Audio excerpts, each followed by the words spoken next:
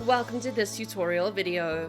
The goal of this video is to show you how to use the receipt written back function. The receipt written back function is used when the details on the receipt were captured incorrectly.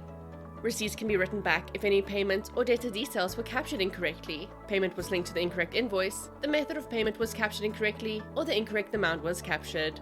Writing back a receipt will also correct the cash book and cash flow. Now, we will go over how to write back a receipt.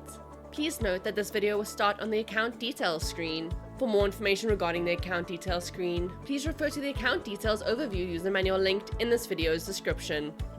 From the account details screen, click on the Receipts subtab. Click on the Reverse Receipt button of the desired receipt that the user would like to perform a reversal on. An attention pop-up will appear, advising the user to give a reason for the receipt's reversal. Click on the Reason for Receipt Reversal field and type the reason why the user would like to use the receipt written back function. If the user does not wish to perform a receipt reversal, click on the Cancel button. Click on the OK button to proceed with the receipt reversal.